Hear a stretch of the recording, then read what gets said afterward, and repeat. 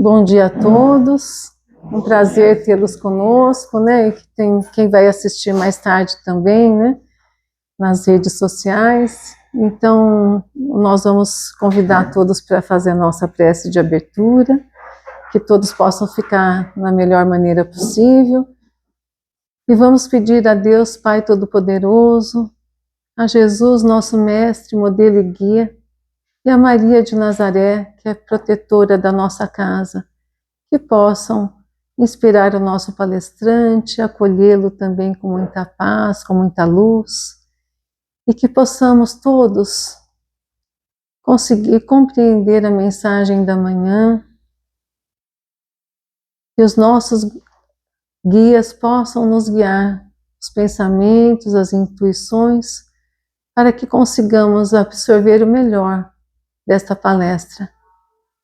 E assim nós agradecemos a oportunidade de estarmos todos aqui reunidos em nome de Jesus. Que assim seja, graças a Deus.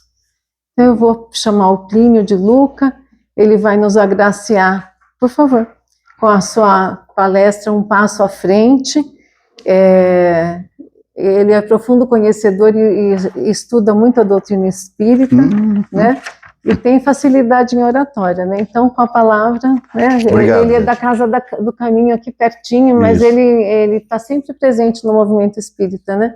Está sempre ajudando, né? No caso lá que a gente precisou muito da banca, foi um passo decisivo para poder fazer a transição, né? Que foi necessária lá. Então, ele está sempre à disposição, é uma pessoa muito engajada e muito presente. Obrigada, Plínio, pela sua participação. Eu que agradeço a todos, agradeço a oportunidade de estar aqui, essa casa aconchegante, é a primeira vez que eu venho, é a primeira vez que eu tenho a oportunidade de estar aqui com vocês, mas, bom, conhecida a casa no movimento espírita aqui de Campinas, é bastante conhecida, né, através de todos os eventos que se faz e tudo mais, mas é bastante aconchegante a casa, né, isso fruto, evidentemente, que não é fruto das paredes, que não é fruto do teto, do chão e tudo mais, né?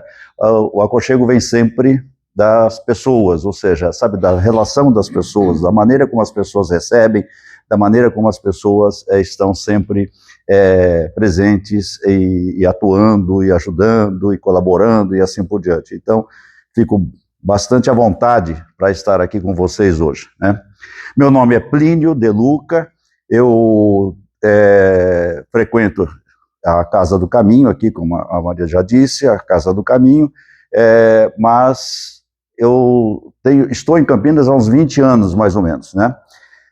Eu nasci num lar espírita, né? Eu nasci espírita, já posso dizer, por quê? Porque minha mãe era espírita, né? E nos fez sempre conhecer a doutrina espírita, mesmo né, no começo, com aquela questão, sabe? Então eu já fui para evangelização infantil, depois da evangelização infantil, quando tive idade, já fui para a mocidade espírita, da mocidade espírita me engajei já no centro espírita e assim por diante. Então eu tenho essa trajetória, né? O que é bom e o que é ruim, né? O que é bom porque isso me faz, né, ter a possibilidade de ter conhecido a doutrina espírita desde muito cedo, né? O ruim é que exige-se do espírita bastante comprometimento, né? Porque aquele que realmente é espírita tem que, sabe, falar assim, puxa, não dá para fazer certas coisas, não dá para fazer isso, por quê? Porque a gente sabe que tem os compromissos todos. Não adianta eu ir depois e pedir uma penitência, pedir, sabe, uma ajuda lá para o padre, ele manda rezar algumas preces e tudo mais, e eu viro, né, e está tudo absolvido.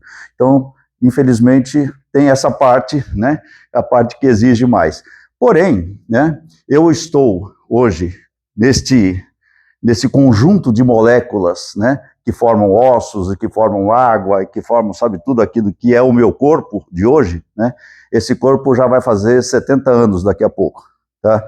E então, nesses 70 anos, eu tive a possibilidade de passar por várias experiências, né, que é o fruto sabe, que é o objetivo da reencarnação, né?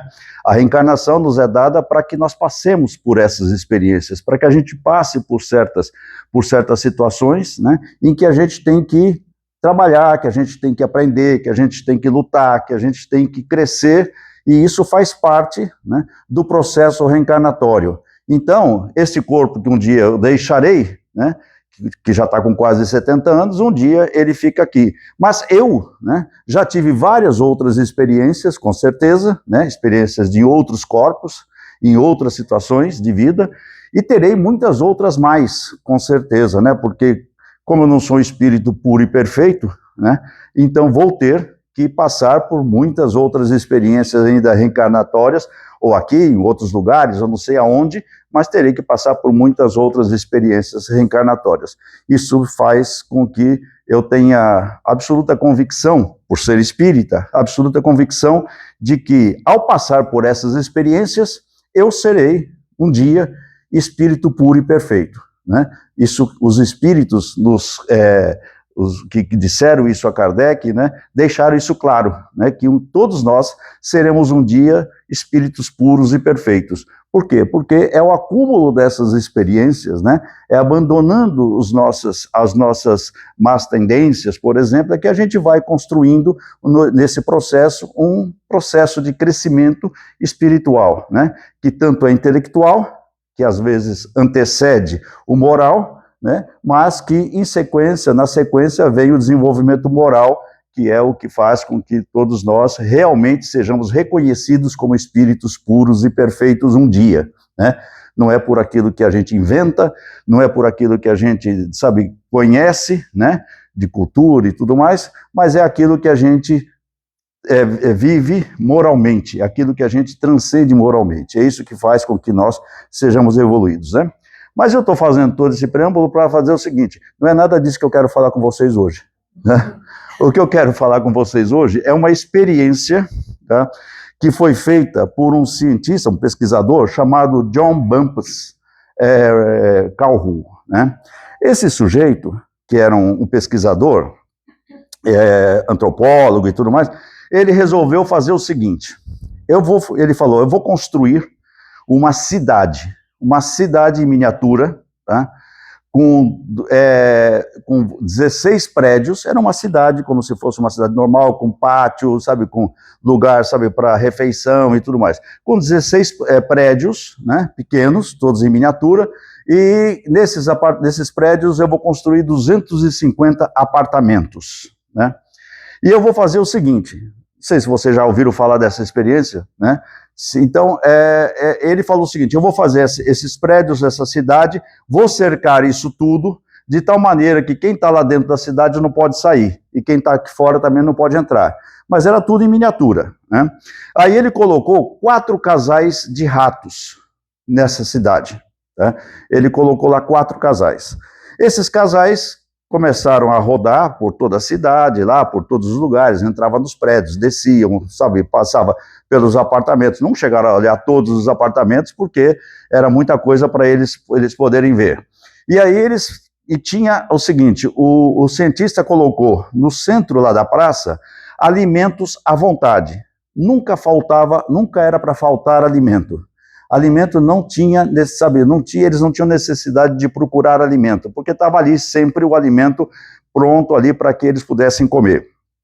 E esses ratos começaram a rodar, e evidentemente começaram também a fazer com que houvesse a multiplicação desses ratos, né? Esses ratinhos começaram a se procriar e tudo mais. Com 55 dias, né, nasceram os primeiros ratos, né, que foram ali aceitos pela mãe, pelo pai, eles, né, foram mostrados, como todos os animais fazem, mostram onde está a comida, ajuda nos primeiros momentos ali da infância, né, dos ratos e tudo mais. E aí esse processo foi. Com isso aconteceu o seguinte, a população foi aumentando. A cada 60 dias, a quantidade de ratos duplicava. Ou seja, eles se procriavam numa velocidade muito grande, ia se duplicando. Então, de 4, nós tivemos 8, 16, 30, foi crescendo. Nunca faltou alimentos, tá? Quando chegou por volta, sabe, dos 1.200 ratos que estavam morando na cidade, o espaço para os ratos, eles tinham calculado que era para de 3.800 ratos podia caber naquela cidade, se alimentando bem, podendo ficar, sabe, cada um em algum lugar, né, sem nenhuma dificuldade.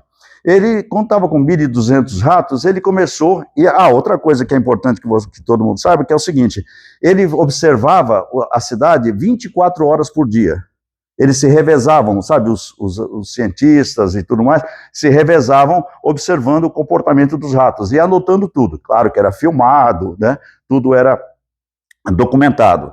Eles foram fazendo esse processo e aí eles começaram a chegar a uma observação de que os ratinhos começavam a mudar o comportamento, quando chegou em 1.200 ratos, mais ou menos, né? Eles começaram a formar grupos, né? Eles começaram a se isolar em grupos. Eles já não eram mais, sabe, assim, todos na mesma comunidade, todos rodando por todos os lugares. Os ratos começaram a criar grupos e começaram a ficar isolados em alguns cantos, assim. E começou a surgir aquilo que os cientistas chamam de ratos alfas, tá? O que eram os ratos alfas? Ratos alfas eram o que dominava os grupos, né? Eram os que mandavam no grupo, eram seguidos, né?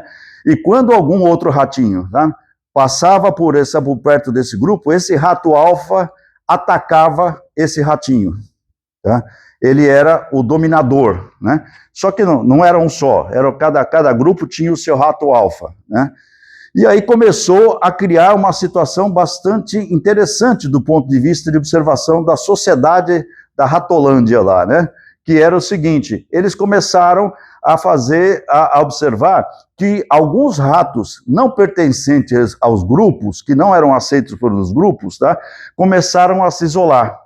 E cada vez que eles saíam para ir comer, eles eram atacados. Então começou a surgir um monte de ratinho, sabe, bastante agredido, todo machucado e tudo mais, tá, pelos ratos alfa. E quando o rato alfa atacava, aqueles ratos do grupo todo atacavam aquele ratinho junto, tá? Mas quem tomava a dianteira era o tal do rato alfa, né? Que era todo marcado, eles sabiam quem era o rato alfa. Perdão. Com o tempo, né, os ratos começaram a se isolar, os ratinhos começaram a se isolar cada vez mais, tá? E ficavam escondidos nos apartamentos, ficavam lá parados, passavam o dia inteiro deitados lá no apartamento, isolados. Aconteceu um outro fenômeno também. As ratas, sabe, as fêmeas, começaram a rejeitar os ratinhos que nasciam, né?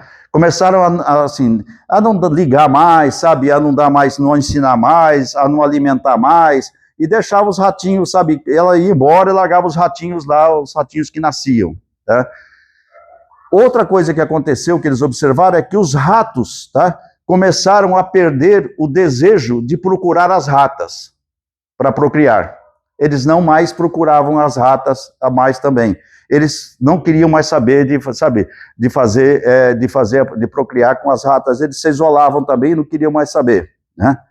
E aí começou o seguinte, começou a surgir um problema naquela sociedade, que a sociedade, em vez de aumentar, quando chegou em 2.200 ratos, foi o máximo que chegou, tá?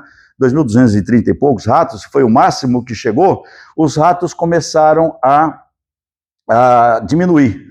A população dos ratos começou a diminuir. Começou a diminuir, aumentou para 96% a imortalidade dos ratinhos, ou seja, de cada 100 ratinhos, 96 morriam, tá? Por falta de cuidado, por falta de tratamento, por falta de preocupação dos ratos, do pai e da mãe, tá? Enfim, e essa sociedade entrou em colapso, né? Essa sociedade entrou em colapso. No dia 920 de experiência, quase 3 anos de experiência, o último rato morreu. O último ratinho daquela cidade morreu. Ele ficou sozinho, nunca faltou alimento, nunca faltou água nem alimento para todos eles. Então, tinha alimento e água em abundância, tá? Essa foi a experiência que o John Bumpus observou na sociedade da Ratolândia lá, tá? O que pensando nisso, ou seja, trazendo isso, sabe, para um conceito, para um contexto do que nos interessa, de entendimento, a gente começa a pensar e olha, sabe, começa a observar que isso tem acontecido, com uma certa semelhança com a nossa sociedade atual, né? Que é a nossa sociedade do isolamento, a nossa sociedade da coisa que não se quer mais ter intercâmbio com as outras pessoas. Então, o que se observou foi o seguinte: qual é o trabalho de um rato, né? Que trabalho um rato tem? O trabalho de um rato é procurar alimento, né? É a única coisa que ele faz, né? É procriar e procurar alimento, né? Como ele não tinha que procurar alimento, que o alimento estava lá em abundância e tudo mais, eles não trabalhavam, né? E aí o que nos ensina, sabe? O que nos ensina a doutrina espírita a esse respeito?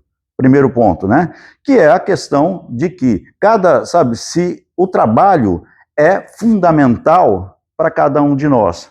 E eu não estou falando do trabalho manual, do trabalho, sabe? Eu estou falando do trabalho intelectual, do trabalho também manual, mas do trabalho intelectual, do trabalho que exige crescimento de cada um de nós, que exige esforço em conhecimento de cada um de nós. Esse papel, sabe, isso é fundamental. Sabe, quem não trabalha, os espíritos disseram a Kardec, quando eu falo, sabe, espíritos disseram a Kardec, eu estou, sabe, falando de todos os espíritos que se comunicaram e deixaram aquilo que nós chamamos hoje de doutrina espírita, né? Que o trabalho é fundamental. O trabalho não é fundamental porque a gente precisa enriquecer, porque a gente precisa ganhar dinheiro, que a gente precisa, sabe, ter uma boa vida. Não é só isso, né? Isso também. Mas o trabalho é fundamental por quê? Porque a partir do trabalho, a partir do esforço que fazemos, a partir da necessidade que temos, sabe, de desenvolver tecnologia, de desenvolver conhecimento, de desenvolver informação na área da medicina, na área da tecnologia, da engenharia, e assim por diante. Esse trabalho que se faz, ou seja, esse trabalho que nós fazemos de cuidar dos nossos filhos, sabe, de criar as nossas famílias, esse trabalho é um trabalho que faz com que haja o crescimento de cada um de nós. É onde nós desenvolvemos as nossas habilidades e é onde a gente vai aprender a crescer, né? Por quê? Porque a partir disso tudo vem as necessidades, aquilo que muita gente chama de sofrimento, né? Do sofrimento, sabe, de ter que fazer isso, fazer aquilo, ou seja, da preocupação e tudo mais, né? Esse sofrimento que muita gente classifica como alguma coisa ruim, né? O sofrimento, é isso que faz com que nos impulsiona, é isso que nos impulsiona cada vez mais a crescer, a se desenvolver e assim por diante, né? Outra coisa, né, que faz, sabe, que acontece também, que aconteceu nessa experiência e que também pode nos remeter a um entendimento mais claro a respeito da nossa sociedade atual. É o isolamento, né? Esse isolamento que nós estamos cada vez mais construindo a partir daquilo que nós falamos, da violência, do medo que nós temos de sair, do medo que nós temos de fazer, sabe, de fazer contato com outras pessoas, dos nossos jovens que querem, sabe, que não querem mais brincar na rua, que não querem mais, sabe, ter contato com outras crianças, a não ser na escola e tudo mais, que querem ficar presas no computador, que querem ficar presas nas telas e assim por diante, né? Também no Livro dos Espíritos, nós temos lá na Lei de Sociedade, a necessidade que os Espíritos colocaram o seguinte, é no nosso relacionamento, sabe, com o outro, é no nosso, sabe, na nossa aproximação ao outro, que faz com que cada um de nós encontremos também a possibilidade do crescimento espiritual. Porque a partir do momento que eu me relaciono com alguém, né, eu estou trocando informações, mas mais do que isso, tá, eu estou no processo de entendimento, de conhecimento, de desenvolvimento, sabe, da minha capacidade de aceitar o próximo, da minha capacidade também de respeitar as ideias do próximo, né? Isso faz parte do crescimento espiritual também, porque imagina, sabe, imagina um espírito puro e perfeito, imagina se Jesus, por exemplo, né, que é considerado o nosso maior espírito mais puro e perfeito que esteve aqui, né, conosco no nosso planeta, você imagina que se Jesus, por exemplo, não convivesse com, sabe, com pessoas que ele tivesse, sabe, que ele falasse, eu não vou conviver com você porque você, sabe, eu vou ficar isolado, né? Porque eu vou lá no deserto, como dizem que ele ficou lá, no deserto isolado, né? E que foi atentado e tudo mais. Qual seria a obra de Jesus? Qual seria o mérito de Jesus se ele ficasse isolado? Não, ele foi se juntar ao povo, ele foi, sabe, caminhar com o povo, ele foi, sabe, transformar aquilo que ele tinha de conhecimento em respeito, em atitude, em querer criar sempre uma relação com o próximo. Isso faz parte do nosso crescimento. Está na lei de sociedade isso, sabe? Está explicitado isso na lei de sociedade. A lei de sociedade que nos mostra aquilo. Quando perguntado aos espíritos, me diga uma coisa, e se eu ficar todo o tempo orando, né? Porque tem gente que faz isso, né? Eu vou ficar todo o tempo enclausurado numa sala, orando, tá? Pedindo a Deus, aos espíritos, que sabe que traga o melhor para todo mundo, tudo mais. Eu vou ficar orando o tempo todo. Qual é a finalidade disso? Os espíritos responderam para Kardec: pura perda de tempo. Né? Pura perda de tempo. Porque não é, sabe, isolado. Não é, sabe, sozinho. Não é, sabe, fazendo, sabe, com que você queira, sabe, se desenvolver. O desenvolvimento não vem, sabe, da oração solitária. Claro que também ajuda, mas não vem do desenvolvimento da oração solitária. O desenvolvimento de cada um de nós vem da relação que estabelecemos. É por isso que nascemos em família. É por isso que nós temos colegas de trabalho, é por isso que nós temos toda uma sociedade, é por isso que vocês se relacionam aqui no centro. Tá? Por quê? Porque é deste relacionamento, é desta compreensão do outro, dessa compreensão mútua, dessa aceitação das opiniões do próximo e tudo mais, e de elaborar o seu próprio conceito, o seu próprio pensamento, é que nos faz crescer espiritualmente. Então, esse é um processo, sabe, que não dá para fazer isso. E daí decorre, sabe, outras situações, que é, por exemplo, eu não tenho nada a ver com isso, tá? Eu não tenho nada a ver com essa situação. Para mim, sabe, isso não importa, tá? Por exemplo, política. Eu não gosto de política, eu não vou saber me meter com política, eu não quero...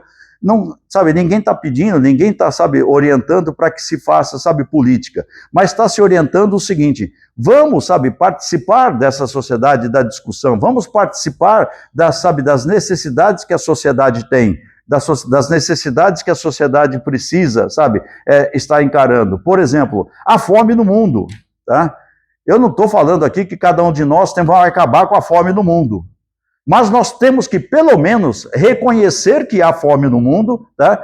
E tentar, à medida do possível, trabalhar, sabe, essa ideia de que é preciso eliminar a fome do nosso semelhante, né? E como é que se faz isso? Se faz isso conversando, se faz isso, sabe, ajudando, se faz isso votando, se faz isso trabalhando, sabe, essas questões todas. Há outras situações também que são parecidas com essa, né? Há violência no mundo, né? Tem violência no mundo. Então eu vou ficar o seguinte, eu vou pegar, vou trancar minha porta, sabe, encher de cerca elétrica, vou ficar lá, sabe, preso, não saio de casa, né?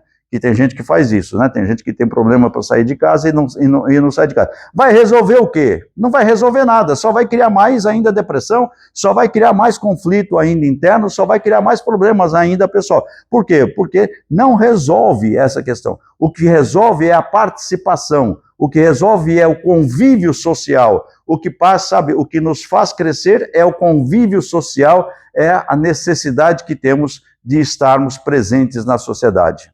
Né? Isso é o que faz com que a gente se desenvolva de maneira pessoal, mas que faz com que a sociedade se desenvolva também. Essa é uma outra questão apontada na lei de sociedade, né? Será que o crescimento faz parte do seguinte: eu vou melhorar, eu vou me melhorar, eu vou ser uma pessoa boa, uma pessoa ética, uma pessoa honesta, uma pessoa perfeita e assim por diante.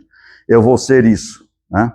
E não quero saber dos outros, assim, sabe? Cada um que cuida do seu e tudo mais, né?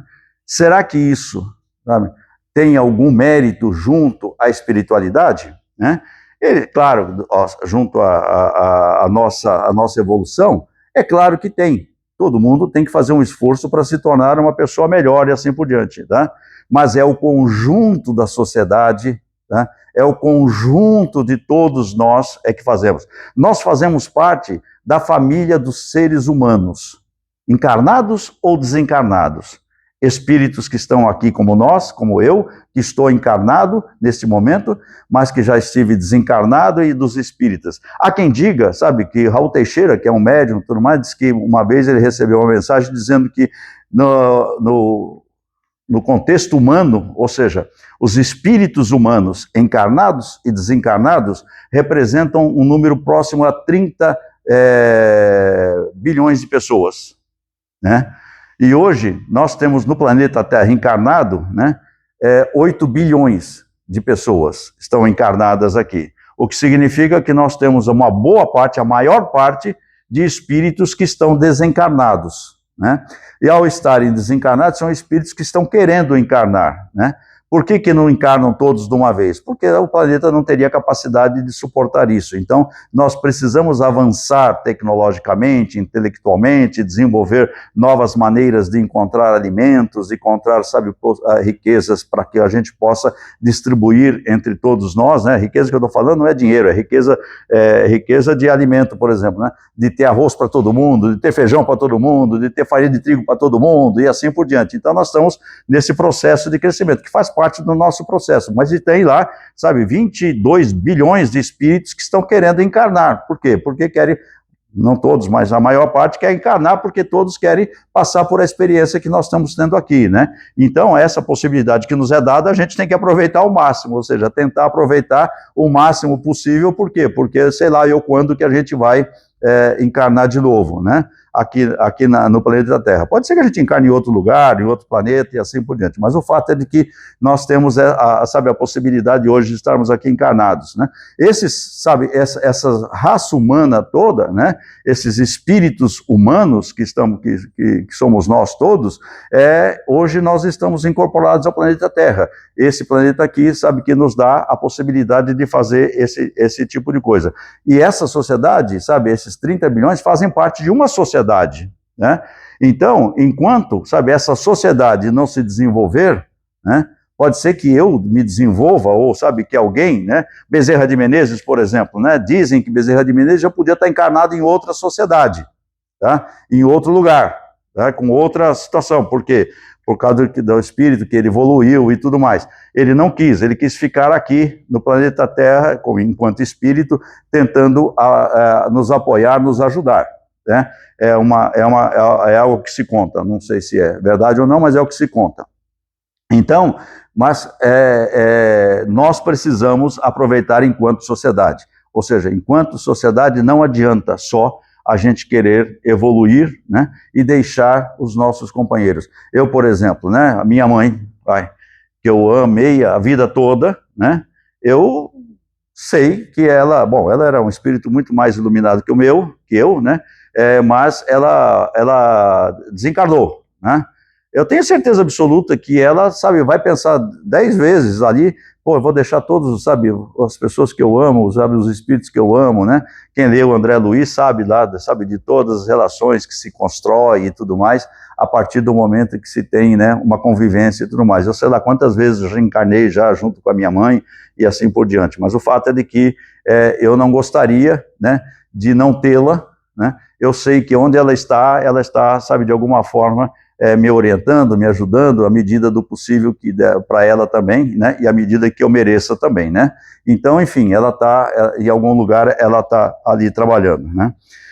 Outra situação que essa experiência nos mostra é que o isolamento, né, desses ratos criou uma situação depressiva em cada um deles, né. Até aqueles ratos alfa que agrediam os outros ratinhos, tá, eram ratos também que tinham problemas depressivos e problemas psicológicos, porque não era natural, né? Se eles estivessem vivendo soltos e livres, os ratos não se atacam, a não ser quando um quer roubar o alimento do outro, tá? Mas como tinha alimento em abundância, né, por que atacar o outro? Se a única coisa que o rato tem que se preocupar é com o alimento dele, né? Então tinha alimento em abundância, por que ele atacava cada vez que um ratinho que estava isolado lá vinha querer comer? Ele ia lá e atacava o ratinho, não deixava ele comer, tendo alimento suficiente para todo mundo. Essa situação, né, psicológica dos ratos, tá, se reproduz na nossa sociedade também, né?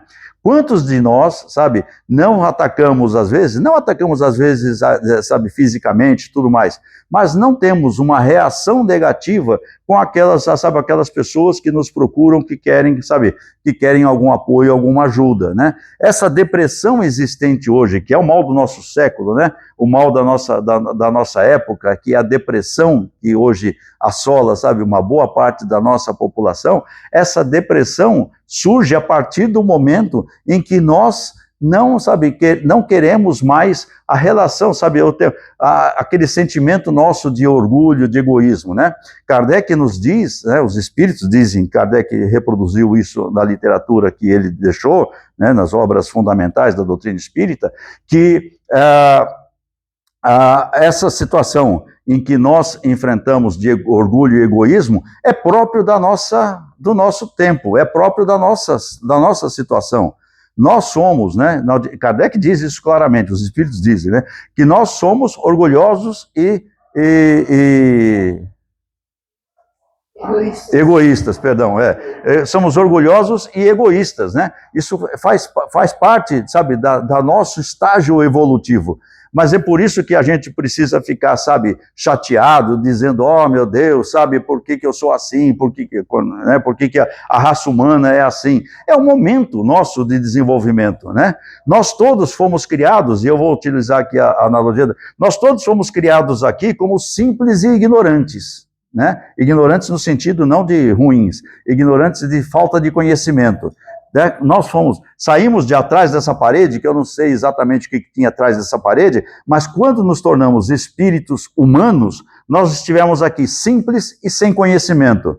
E estamos num processo, através das várias reencarnações, num processo de crescimento espiritual. Cada experiência, cada vida, cada coisa que a gente aprende, cada situação que a gente vai, sabe, que vai conhecendo e tudo mais, nós vamos aprendendo, e vamos chegar um dia aqui, né, naquela parede, num processo de espíritos puros e perfeitos. Esse processo todo aqui, sabe, essa caminhada toda aqui de espíritos simples, né, sem conhecimento, até chegar lá em espíritos puros e perfeitos, que eu não sei o que tem depois da parede também, porque com certeza a gente não vai parar em espírito puro e perfeito, porque tudo evolui, né? Os espíritos nos ensinam que tudo evolui na natureza, então a gente vai ter alguma coisa, só que não sei o que tem para lá, mas eu sei que eu preciso chegar lá, eu sei que eu preciso melhorar, eu sei que eu preciso, sabe, abdicar do orgulho, do egoísmo, de todas as minhas mazelas para poder chegar lá. Nesse processo de crescimento, isso se dá através das várias encarnações,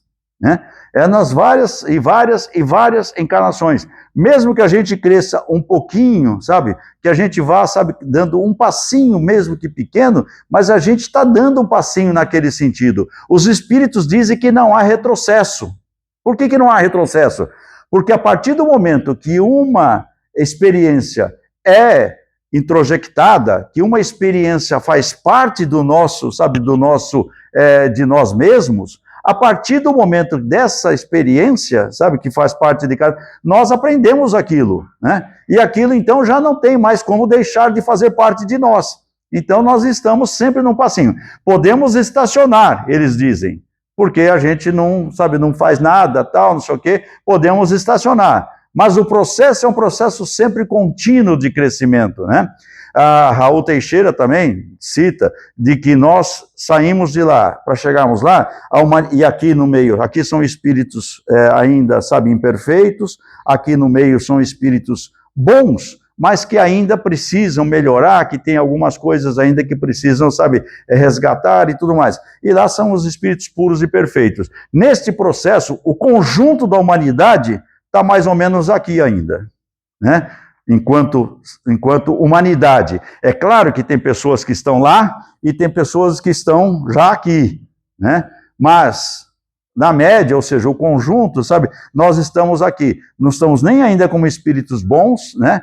Que aqui nós desejamos ainda, não é que desejamos, mas ainda nos comprazemos, sabe, há um prazer com o mal ainda, tá? E aqui já são espíritos que já não têm esse prazer com o mal, mas ainda, sabe, lutam bastante para poder deixar para algumas coisas para trás. E lá são os espíritos que já não têm mais interesse no mal, já estão interesse só no bem.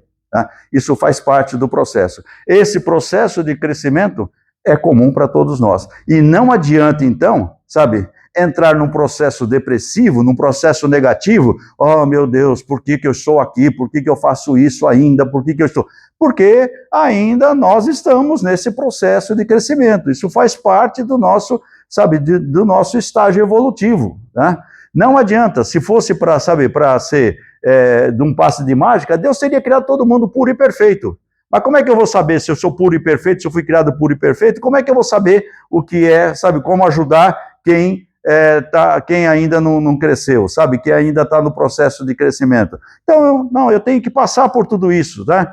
É a mesma coisa dos alunos, né? Os alunos, minha filha falava sempre, por que eu preciso aprender, sabe, equação de segundo grau? Eu vou usar isso aonde, né? Onde que eu vou fazer com esse negócio de equação de segundo grau, né? Ela pode, hoje ela é médica, mas ela pode não ter necessidade de equação de segundo grau, mas ela tem que saber que alguém sabe de equação de segundo grau e fez aqueles equipamentos, fez, sabe, aquelas coisas todas que ela utiliza, fez todos aqueles negócios, sabe, que ela utiliza para poder chegar, para poder dar a ela as condições de exercer a profissão dela, tá? Enfim, então, esse é um processo, né? O processo natural de crescimento de que nós todos temos que passar, que nós temos que nos desenvolver, né? Uma coisa também que eu acho que é interessante, sabe, estar abordando, é a questão da gente dizer o seguinte, olha, nós somos espíritos em evolução, perfeito, somos espíritos que estamos crescendo em evolução, mas nós somos espíritos que já ultrapassamos várias e várias etapas do nosso desenvolvimento, né? Quando Kardec perguntou o seguinte, sabe, quem eram os espíritos, onde estão os espíritos primitivos, aqueles espíritos, sabe, na raça humana, né? Onde estão aquelas pessoas aqui primitivas, que eram antropófagos, que eram, sabe, que praticavam mal e tudo mais, onde estão aqueles espíritos? Ele fala, estão aí, você era um deles, disse para Kardec, né? Você estava lá, você é um deles, né? Então, tudo aquilo que a gente olha para trás e critica, né? É possível, não sei, sabe, mas é possível que nós estejamos, sabe, que nós fomos aquelas pessoas que fizeram, sabe, que fizeram tudo aquilo que a gente critica hoje em dia, né? Então isso, mas por quê? Agora vamos entrar em depressão por isso? Vamos nos sentir a pior das pessoas? Não. É um processo de crescimento, é um processo de desenvolvimento, né? E aí entra o tema de provas e expiações, né? Kardec, quando perguntou, sabe, Kardec explica, né? E aí são palavras de Kardec, ele escreveu, tá? Que para diferenciar o que é prova e expiação, né? Imagine você um aluno que estuda o ano inteirinho, está lá na 7ª série, ele estuda o ano inteirinho, estuda, tal, faz provas, tem aulas, faz exercício, faz a tarefa de casa e tudo mais, tá? Chega no final do ano, ele faz uma prova e não passa. Ele faz um exame e não passa, tá? Aí o que vai acontecer com ele? Ele tem que voltar no ano seguinte, começar de novo desde o primeiro dia de aula da 7ª série, estudar, fazer tarefa, sabe, fazer todo o trabalho de casa e tudo mais, até chegar no final do ano e fazer o exame de novo para ver se passa, né? A expiação é esse processo de voltar e passar o ano todinho de novo para as mesmas coisas que ele já passou, tá? Para aprender. E prova é aquele exame que ele faz no final para ver se ele está apto, se ele é capaz de poder seguir em frente, tá? Então, Kardec definiu isso como prova e expiação, ou seja, ele fez essa explicação de prova e expiação, que é para mostrar, sabe, qual a diferença de um e de outro, né? Então, todos nós aqui, de certa forma, estamos expiando. Só que, né, há uma confusão que se faz, por isso que se traz isso de outras, sabe, dos nossos passados, e apesar de eu nunca ter sido católico, mas eu trago isso também, tá? Que é a questão do sofrimento, né? Da necessidade de sofrimento. Muita gente, sabe, fala, e muitas religiões apontam, sabe, de que o sofrimento faz evoluir. né? É o sofrimento que faz crescer. Não é o sofrimento que faz crescer. Não está escrito lugar nenhum disso na doutrina espírita, tá? Não tem, Kardec nunca disse isso, né? O que faz, sabe, o sofrimento é colocado, por quê? Porque nós criamos o sofrimento, né? Agora, o que nos faz crescer é lutar para afastar o sofrimento, é lutar para construir soluções para resolver aquilo que está nos fazendo sofrer. Então, sofrer não faz ninguém evoluir. O que faz evoluir é a luta constante que estabelecemos para, sabe, não termos o sofrimento. É isso, porque o sofrimento é inerente à raça humana. Nós estamos num estágio evolutivo que o sofrimento está aí, tá? O sofrimento faz parte. É o sofrimento pela necessidade que temos de ter, sabe, recursos, dinheiro, que temos, sabe, que temos que ter. É a violência que nos provoca todo dia, tá? É as enchentes, né? Bendita enchente que eu fiz entrar com o meu carro na enchente, meu carro entrou água no motor, eu tive que recuperar o carro agora, entendeu? Isso tudo causa sofrimento, tá? Agora, não é por conta disso, sabe, que faz evoluir, não é sofrer demais que faz a evolução. É a nossa capacidade de reagir ao sofrimento é que nos faz, sabe, crescer. É superar esse sofrimento. É fazer com que esse sofrimento deixe de, sabe, de existir, mas não simplesmente tampando, sabe, falar, eu não quero mais saber disso. Não, é lutando, sabe, é aprendendo, é desenvolvendo estratégias e ferramentas para que esse sofrimento não faça parte do nosso dia a dia, né?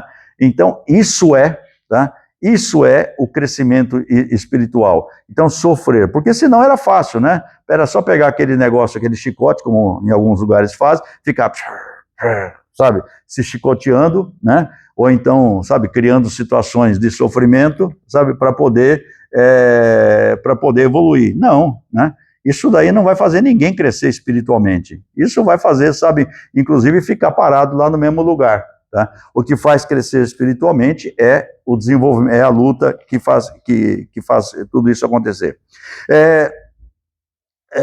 Outra coisa que é importante que eu coloque nesse momento é que a lei de igualdade, né, está na questão lá 806 do Livro dos Espíritos, né, a lei de igualdade nos mostra ali toda a lei de igualdade, mas especificamente nessa questão, nos mostra o seguinte, que o que nós, sabe, criamos de desigualdade social, né, não é fruto de Deus. Ou seja, Deus não criou, sabe, as pessoas, sabe, pobres e miseráveis, ou, sabe, com necessidades e tudo mais.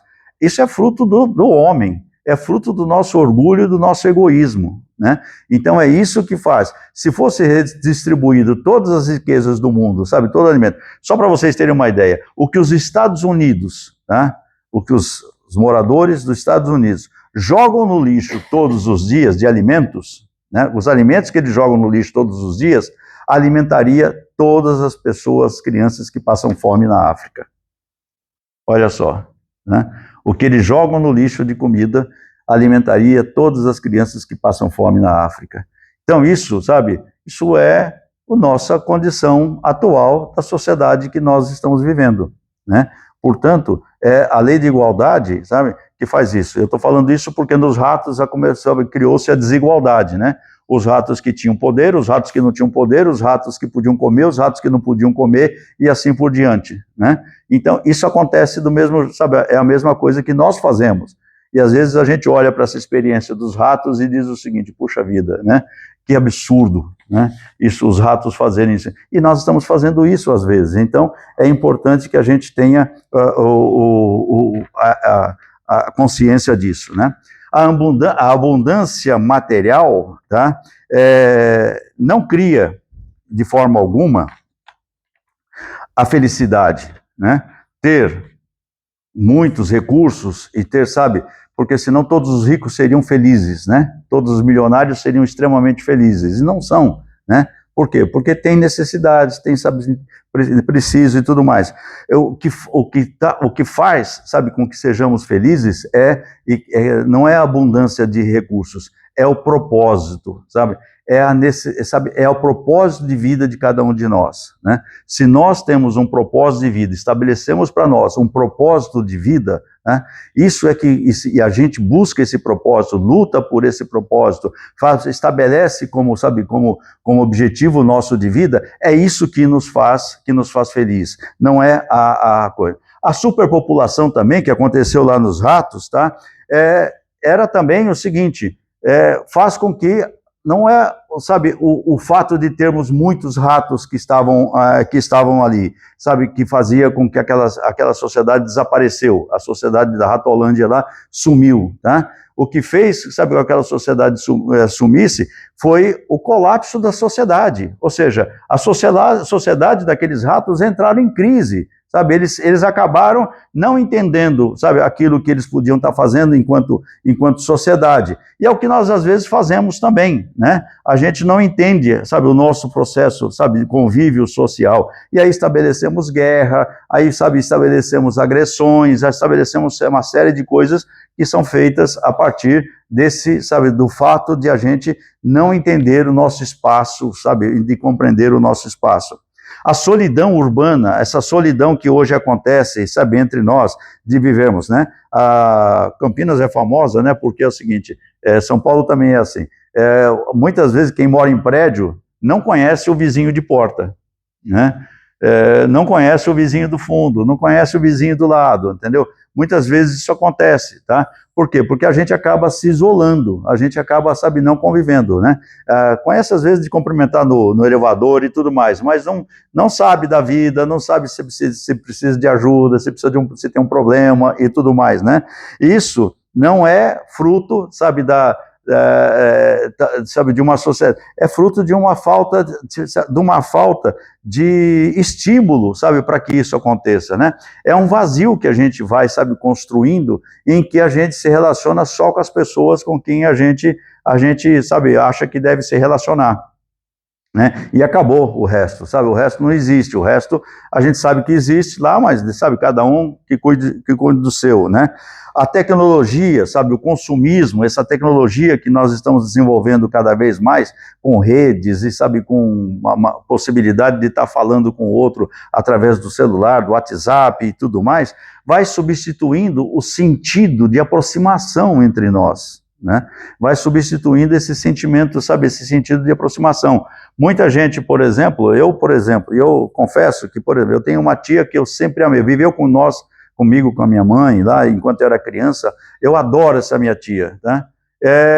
Mas ela mora a 400 quilômetros de distância, hoje, tá? Eu falo com ela direto, no WhatsApp, sabe, por vídeo e tudo mais, mas eu não vou visitá-la, tá? Eu não vou lá dar um abraço nela, né? Ela está hoje com 92 anos, né? E eu não vou, sabe, dar um abraço nela. Por quê? Porque a tecnologia me propiciou, sabe, fazer esse tipo de coisa, e eu acabo, sabe, fazendo uso da tecnologia e não faço aquilo que deveria fazer, que é para ir lá e dar um abraço nela e tudo mais, sabe? Até outro dia eu estava pensando, porque capaz de eu ir ver a minha tia só quando for o enterro dela, né? Isso é um absurdo, né? Então, isso faz parte, sabe, de nós todos, né? E qual é a nossa, então, saída, tá? Nós somos seres para conviver em sociedade, isso está claro. Nós somos pessoas, sabe, que devem ter uma relação com o próximo, com o outro, de maneira a fazer com que esse outro se aproxime de nós e a gente possa se aproximar dele. Nós devemos entender esse próximo, sabe? Mesmo que ele tenha ideias diferentes, mesmo que ele tenha, sabe, interesses diferentes, mas a gente deve, à medida do possível, fazer com que... Claro que eu não estou aqui querendo que ninguém se prostitua, assim, do ponto de vista moral, intelectual, só para ficar próximo de alguém. Não é nada disso, sabe? Se é uma pessoa lhe faz mal, aliás, está escrito isso na Lei de Sociedade, no Livro dos Espíritos, se você sente que alguém lhe faz mal, sabe, que não é uma boa, afaste-se, né? Afaste-se, é melhor do que você, sabe, ter que conviver com uma pessoa que está lhe fazendo mal. Mas, à medida do possível, a gente tem que aceitar, a gente tem que, sabe, que entender, a gente tem que compreender, a gente tem que estabelecer uma relação de cordialidade, de aproximação. Isso faz com que nós todos, sabe, sejamos espíritos que estamos nesse processo de crescimento. Esse processo de crescimento não virá, sabe, através da religião. Não virá de nada algo externo. Não virá de algo, sabe, que está fora de cada um de nós. Esse processo, sabe, de crescimento espiritual virá de dentro de nós, virá, sabe, a partir das nossas decisões, virá a partir do nosso sentimento de fazer com que isso aconteça para cada um de nós.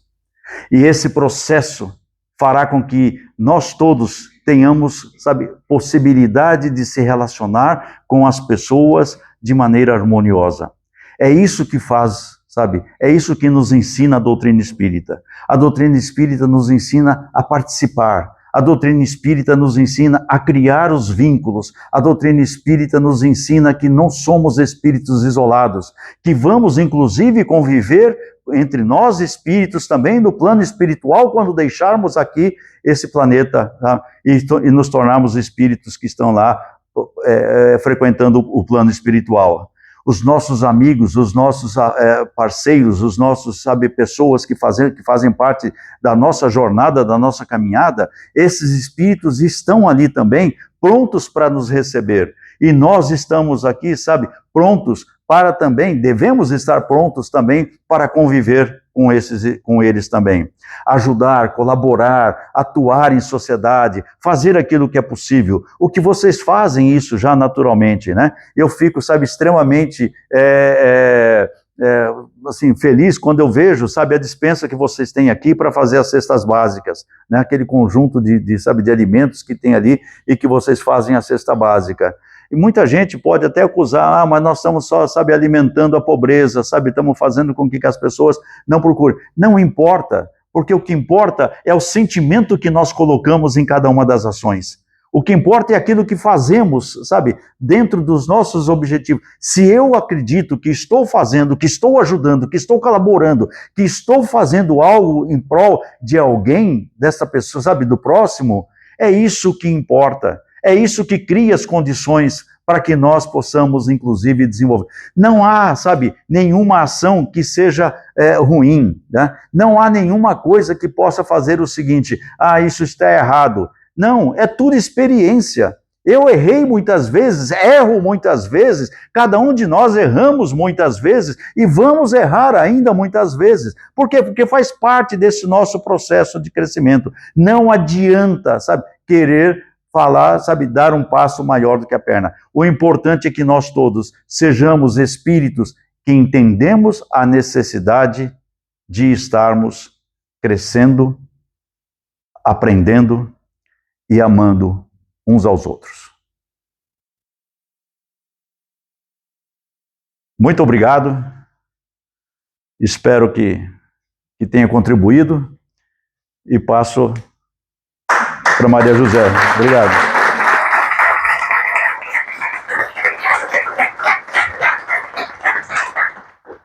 Gostei de ouvir essas explicações e lembrar que o sofrimento é uma escolha nossa, né, do que a gente busca e não do que Deus quer de cada um de nós, né? Esse ponto me tocou bastante, porque às vezes a gente fala, sofrer faz parte. Não, sofrer é uma escolha, né, dos nossos equívocos aí. Eu acho que a Terezinha vai fazer sorteio de livro, então vem cá fazer o sorteio. Ela faz uma contagem aí que eu nunca entendi direito, mas ela me conta. Bom dia a todos de novo, né? Bom. Então, de 1 a 30, cadê Marta? De 1 a 30. O número. 29. 29? 29 vai ser a Laurita, porque comecei contando daqui, então chegou lá a Laurita, ela é 29 e eu sou 30. Então a Laurita é o 29. Voltando A senhora já tinha contado as fileiras. ela já tinha contado. Se você tiver esse, quiser trocar, não. Obrigada. A próxima vai ser você. Eu acho assim, fundamental, a gente vai fazer uma propagandazinha aqui, do encontro que vai ter para jovens. Eu vou convidar o Gustavo para vir aqui falar um pouquinho, rapidinho, vai ter o encontro. A Laurita que está à frente. Então tá bom, vem cá, é que o Gustavo que vai fazer, então a Laurita fala do encontro de jovens, quiser falar um pouquinho da evangelização, porque o Plínio está aqui, mas participou da evangelização, tudo, ó, tá vendo que beleza? Por favor. Bom, nós temos a nossa evangelização infanto-juvenil, né? Que acontece às sextas-feiras, das 7h30 às 8h30, a partir de 0 anos, né? A partir de bebês até aí por volta de 15 anos. E aí agora nós estamos iniciando no segundo sábado do mês, à tarde, às 4h, o encontro de juventude, né, de mocidade, aí a partir dos 15, 16 anos. Então, um sábado por mês, tentando conciliar um pouco com a vida social deles, dos compromissos de faculdade que às vezes vão fazer fora. Então, para poderem voltar aí no segundo sábado do mês e ter esse encontro com os evangelizadores aqui também. Então, essa é a novidade, né, desse ano aqui da nossa casa, separando um pouquinho o grupo da mocidade nos sábados à tarde para tentar conciliar um pouquinho mais com os compromissos deles também dessa faixa etária. É isso.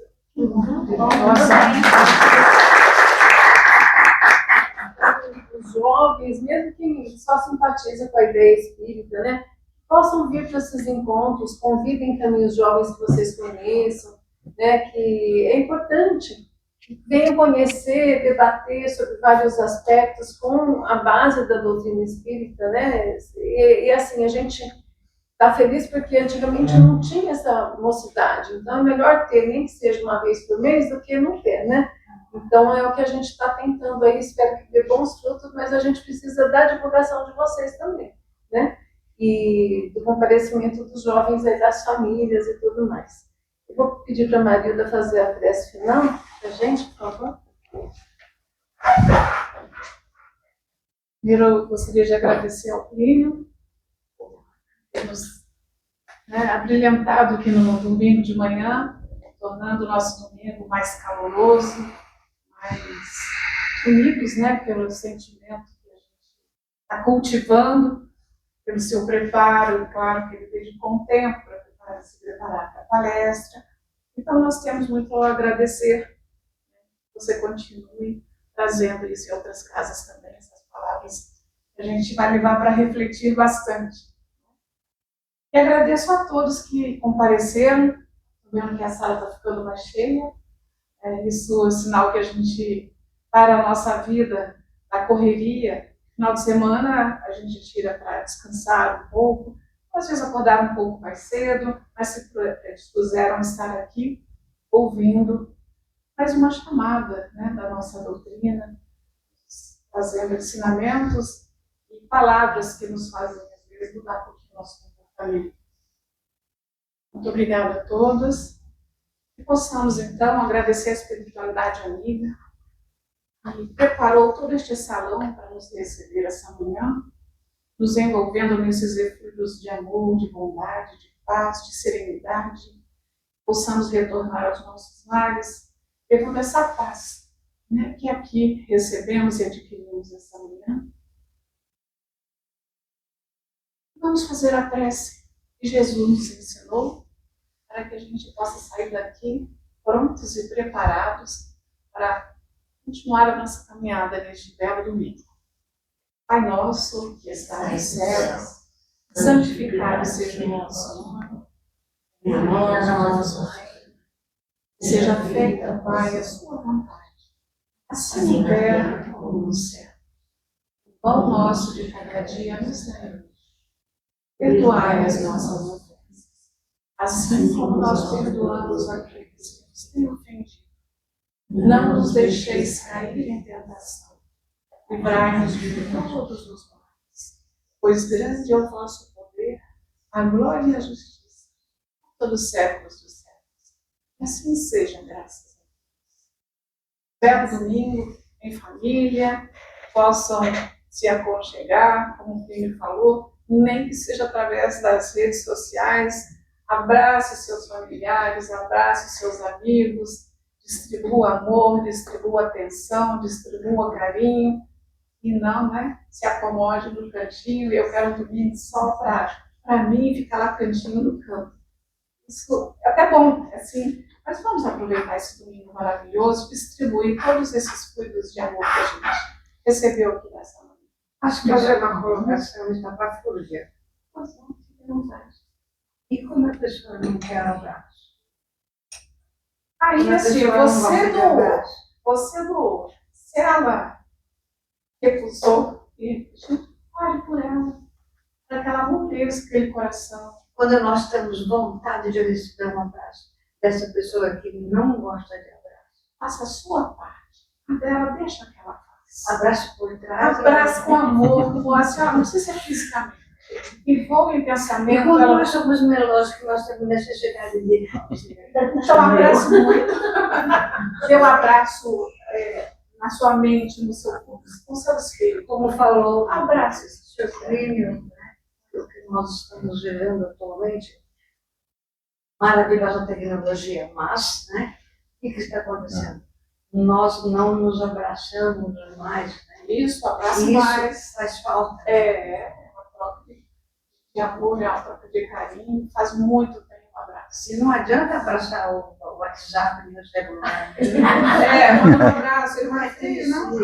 Abraça então bastante. E se ela não aceitar, abraça ela com o espírito. Abrace bem, dê bastante amor, bastante carinho. Abraça um pouquinho. Mas deixa ela fazer a parte dela, faça a sua. Não é?